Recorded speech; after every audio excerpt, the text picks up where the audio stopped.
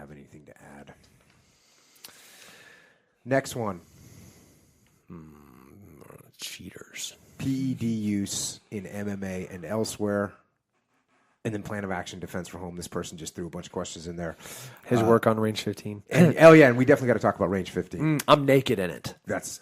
So originally I was supposed to be wearing a loincloth, but I had been sweating so much that when I tore my pants off, so went the loincloth. It was like actual real skin of an animal. It was like furry. And skin, when you get it wet, hunters know this, it deteriorates. Yeah. And as did my loincloth. So when I tore my pants off to fight zombie Randy Couture, I'm not giving anything away because we really do fight. And so went my loincloth. So tell people about the movie Naked. Range 15 and Tim Kennedy Naked. It is going to challenge everybody's perspective as to what a veteran is. Right. I think this, I don't know what it is, where people look at veterans and they're like, they're damaged goods, PTSD or actual physical impairment or just the mentality of they've gone through training that I haven't, so that person's now a freak. Not even to mention the climate that I think is encouraged from the government to treat us differently. This movie is not very gingerly going to cover those topics. It will absolutely offend what I think to be about 70% of this country. From what you told me about the movie today, I'm going to go ahead and up that number to 90%. And I'll tell you what when you were telling me about the movie today. So who made it? What's his name? The primary. So Matt Best and Best. Nick Palmisano. Matt Best owns a company called Article 15. Ranger Up is our company. So that's why it's called Range 15. Article 15 and Ranger Got Up. Pretty clever name. Very, very creative. Army. Very impressed. That's Army. Sorry. Listen, you fellas, sophisticated cosmopolitan. We all were officers in the military. Matt and Nick were the masterminds behind that. Matt is our main character. He's our hero numero uno. Right. And he's a good-looking man. I've seen a couple of things that he's done. He's obviously a funny guy. And they put together this movie. They did it through Indiegogo, which is some sort of a crowdfunding deal where you get money from people. Yep. And it's the public. The public just gives money. And you raised how much money? Yeah, a few million. A few $1 million to make this movie. And then we had people then we had sponsors. People that are in the community that believed in the product, right. Gerber Knives, who I'm sponsored by, weapons manufacturers. We had people that make hazmat suits, a coffee maker. Awesome. And they're like, we just want this movie to be made. And then people in Hollywood wanted, when they saw that we were breaking the mold, because Hollywood is stuck. Yeah, it's a cesspool of inhumanity and selfishness and greed. That's what that industry is. It's damn near evil. When everybody that has been suffering by the organization of what Hollywood is, saw that's a bunch of veterans that didn't give anything, and we're going to make a movie, and it's going to be the most offensive movie, and everybody in this whole city, Hollywood, is going to hate it. They started helping us. They're like, wait, it takes a few $100,000 to rent a Red camera. We'll give you $3 for you to use the whole time. We had guys that were $2,000 a day type directors of photography that would just step up and be like, I'm just going to volunteer my time for 3 weeks. Awesome. You're like, so we can't pay you the $50,000 for a week that you normally make, or for the shot. And they're like, it's cool. Yeah. So there is something, when you were telling me about the movie today, this is what I think about what you told me. There is something about special operations community that is very secret. It is something that has never been revealed to the public. Reveal it? It is something that is, I would say it's even beyond top secret. This is highly classified information in the special operations community. We might have to kill you, Echo Charlie. And what it is And it's something that I seriously have never seen come out. The public, you guys talk about missions they've done, but no one has ever talked about this fact. And that is that the special operations community has an insane sense of humor. Insane. And the reason it doesn't get released is because it's, in my belief, it has not previously been in any way remotely acceptable by the normal people, by the populace. And what you told me, some of the scenes you told me about today, they are going to shock. They are going to shock. And everybody from Spec Ops and most guys in the military are going to look at them and they're going to laugh and they're going to think it's funny.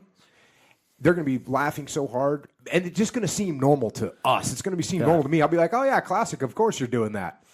But I think, like you said, I mean, Hollywood is going to be beside themselves. They are. They are going to be completely beside themselves. This may start a revolution. I hope so. This may start a revolution. And this may start a revolution with what you told me about it today. And I know that everybody that's listening to this podcast is going to go see this thing immediately. And I think it's going to be phenomenal. So I'm looking forward to it. When it comes out, the movie is called Range 15, and it's going to be in general release. It's going to be in theaters. Yeah, June 15th. So the premiere is at the Military GI Film Festival Memorial Day weekend, and that's going to be in Washington, D.C. And then 2 weeks later is the wide release. Right now we're in 800 or 900 theaters. Awesome. And that's just going to keep growing. That's awesome. PEDs, stop using them. Yeah. Pretty straightforward. I hate them. So I get a lot, like, you have a big mesomorph physique, right? And somebody looks at you, they're like, oh man, look at that big old guy. You know, what roids does he use? It's like, it's called hard work. I've been an athlete since I was 6 years old.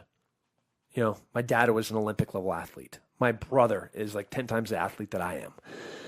My sister she started an athlete even before we were. Like, throw stones at me. USADA tests me every week. Mm-hmm. The military tests us all the time. Still, to the day. Yeah. Like, I get tested. Last month, I got tested like 9 times. I've always been clean. I will always be clean. Yeah. And just for those of you that don't know, for those of you that aren't MMA fans, you fought a lot of guys that weren't clean. Yeah. And that's just, you know, I've, since being in the MMA community and sparring a lot of guys and fighting a lot of guys, I've gone with guys, and just so everybody understands, when someone goes on steroids, you can feel it. 100%. You can absolutely feel it. They work. They work. They work. They work. They make you stronger. They make you recover faster. And so the fact that you've gone in the cage on multiple occasions and fought guys that had that massive advantage and you've beaten them, awesome. Awesome work. And it's a bummer that's out there. And you have to deal with that. Self-respect, integrity. Yeah, you have more of an outspoken opinion about it, I'd say, than like the next guy. Yeah, I mean, so I've been a professional athlete for 14 years. Like the pride peak of guys dripping anabolic steroids. Like, I mean, not like I used in fight camp. I mean, like they took hypodermic needles and shoved them into their eyeballs right before the fight type fights, you know? The Vanderlei Silva, like, it was like he's up on the ring screaming, and he probably hasn't even remembered like the last 4 days because he's been in a steroid rage leading up to his fight. That was that is the era of MMA that I came from. Right. And my entire career has been that. And I'm not bitter that, like, you know, I fought and lost titles. And yeah, maybe they would have gone differently had I cheated or they weren't cheating, but that's not what it's about. To me, I've been a martial artist since I was a kid. So a martial artist has to do with ethics and integrity and hard work. You know, like the pillars of what being a martial artist is. And every one of these guys spits in the face of what I think this sport is supposed to personify. All the beauty that exists in martial arts is stripped away every time one of these guys tests positive. That's why. Yeah, that's I'll leave it at that. I'll leave it at that.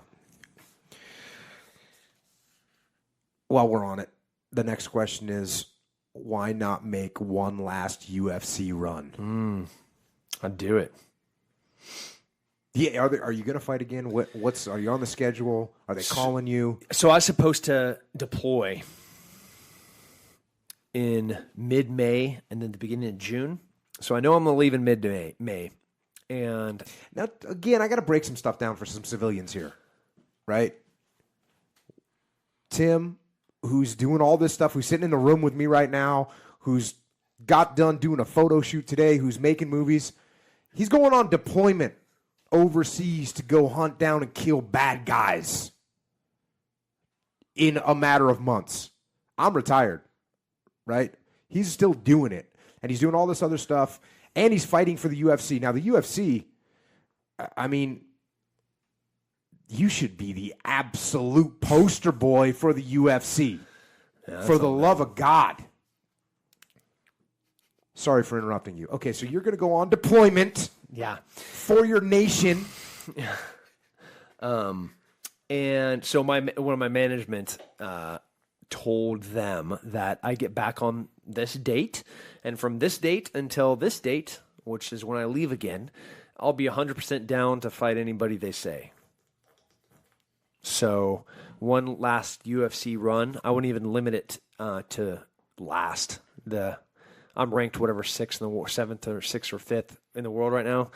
To me, I'm a fight away from a title, and I think I can beat everybody above me. And I think you can too. Yeah. So let's hope that the folks at the UFC pay attention to this.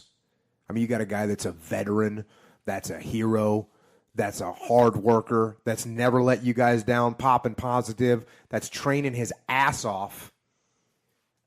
And you know what? Besides all that, he's getting ready to deploy again so that you can have the damn UFC. How about when he gets back, you tell him how much time do you need, my brother? You tell us when you want to fight and who you want to fight. If I was Dana White, I'd be like, oh, you know what? This whole UFC schedule is based on Tim Kennedy. I like that. That's who we base the UFC schedule I like on. the sound of that. Not on, some other person that's not ever served? So hopefully, Dana White, if you're listening, my name is Jocko. Give me a shout. I'll lay this out for you and explain to you how this needs to work. Care. Let's do this. Love it. Yes, seriously. All right. Importance of recovery within your training program. And this, by the way, this is from Sornex, the guys that make weight racks. Yeah. Well, for recovery to be important, you have to have done the hard work to need it. So I think a lot of people focus on recovery all the time. When they seriously, I can't do that today. I'm on recovery day. Yeah. Like I got a cryotherapy or ice bath or get a massage or acupuncture. Bitch, go train hard. These calluses I cut off. Weekly, it's from hard work, and I think recovery is as important as training. But first, the training has to be there, and it has to be hard enough for it to warrant needing recovery. Yeah, and I always say when I was training fighters, I don't do it a lot anymore, but when I was training UFC fighters, it was so obvious when they were overtrained. Mm-hmm. Like they'd go from they'd be giving me a hard time on the mat or whatever, and all of a sudden I'm just annihilating them. And I go, yeah, hey, day off, man. Go eat 2 steaks tomorrow and just relax. Easy. But, some guys, I need a couple of days off. You don't need a day off. I think it has more to do with lifestyle than recovery. When people are like, man, I'm just not being able to get the output, the volume that I need to do for work. Well, let's talk about your life. Like, were you out chasing pussy last night? Oh, you were. You were at a strip club. Is that glitter? Get out. What have you eaten this week? Yeah. Show me your diet. Do you even have a log? No, you don't have a log. Get out. How much did you sleep last night? Oh, you don't know? Because what? You drank? Get out. Like when was the last time you had a drink? Oh, last night. Get out. Yeah. Stop talking to me about recovery if you don't even have a lifestyle that's conducive to training. Like you want to talk about a healthy lifestyle, get 8 hours of sleep. Whoa. Yeah, I know. Yeah, hey, Jocko doesn't sleep a lot. It's all right. It's all right. Eat real food. Stop putting crap in your body. Stop drinking. Yeah. You want to drop your testosterone? You want to talk about these guys that are having like huge problems with testosterone? One, stop using steroids. Two, stop drinking. For me, sex day, every day. Get 8 hours of sleep. Work my ass off. I think that a man, for a real athlete, man or woman, they have to go to bed tired. I love that feeling. Where like you are exhausted, you see that bed, and you're like, I can't Can to me. Can I make it? Can I make it from the shower to bed? Yeah. That's what you're supposed to feel like. We've talked about that on here, and that's one of my favorite feelings in the world. Of I get to the end of the night and I'm barely hanging on through dinner. And by the time I get done with dinner, I'm just, oh my God, I can't wait to crawl. Wife starts talking, you're like, baby. Wah, wah, wah, wah, wah, wah, wah, wah. I hear the words, but I don't know what you're saying. Yeah. So, that's great input. Sleep, eat right. Because you can work, man. Humans can do a lot of work. The body is so adaptive. So You got people that can run ultra marathons, and you got people that can deadlift thousands of pounds, and we're the same species. Right. We have people that can like paint the Mona Lisa, and there's people that can go and murder villages. Same species. It is an adaptive thing as long as you train it properly. Yeah. Next question. What are the best qualities / skills a person needs to be a great soldier / fighter, and are these the same? I think that there are some qualities in each that complement each other. For example, the regimented schedule of the military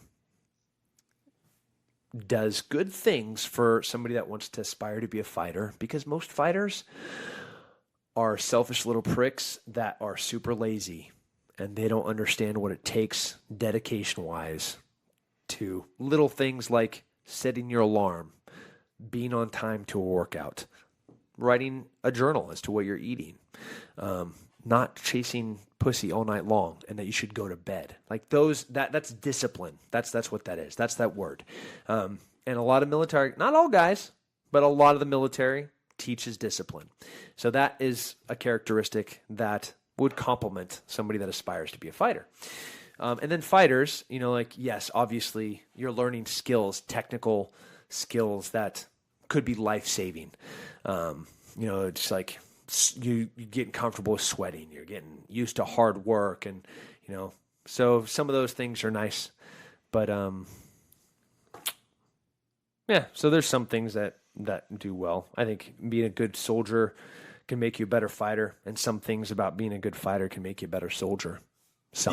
Yeah, I think for me the biggest quality that would transfer both back and forth, soldier, fighter, and I'll go ahead and throw one more on there, and that's being in a leadership position.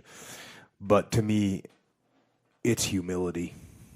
And I think what makes a soldier, a fighter, a leader, the most important quality that they can have is humility, because the minute that you're not humble is the minute that you stop training as hard as you can. It's the minute you say, you know what, I don't need to do that extra workout today. That's a lack of humility, because you're thinking, oh, I already got this. I got this in the bag. From a leadership position, same thing. I don't need to train my guys hard. I don't need to show up earlier than my guys because they already respect me. No, you need to earn that respect every day. And so for me, always humility is the most important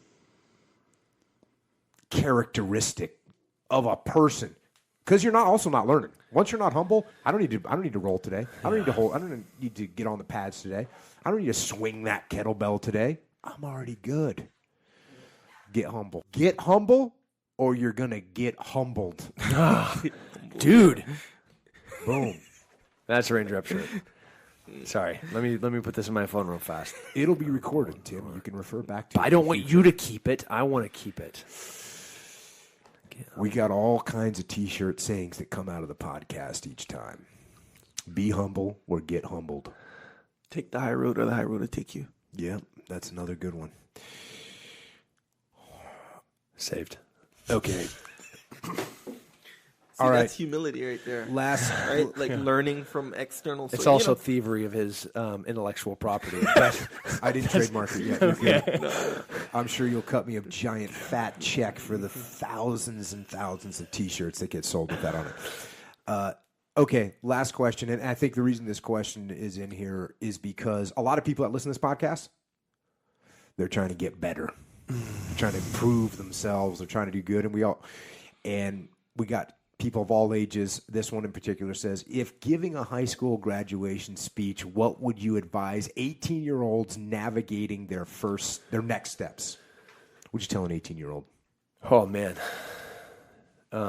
Be humble or get humbled. No.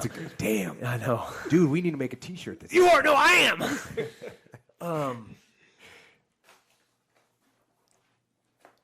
You know, another way that this question gets phrased, and from what the story you told tonight, what would you tell yourself if you could tell your own 18-year-old self? What would you tell yourself? Do something that you don't know if you can accomplish. If I'm going to climb a mountain, I could go up to, Mission, San Luis Obispo, which is like a 2,000-foot mountain. And I'm pretty confident I could climb that, Mount Whitney, without some training, honestly, would be kind of challenging. Obviously at K2 Everest, different beasts couldn't do it. Do that. Do that. Do that thing that you don't know if you can do. Stop being afraid of hard work. That's the thing that's going to really determine success or failure. One is your desire to actually do it. And then two, the commitment that it will take to achieve it. Stop being scared. Go and do it. That's what I'd say. My statement, and I'd put it right on top of that, I would say that not only do you want to stop being scared and do that thing that you don't know if you can do or not, but you know what you got to do is you got to start taking the steps now. Because when you're 18 years old, your life seems like it's going to last forever. And I will tell you right now, it's not going to last forever. And those years go by like a summer's day. And the next thing you know, you look up and you're 36 years old or you're 44 years old. And that time's gone. You cannot get it back. You cannot get time back. So those dreams that you have, those goals that you have, don't put them off.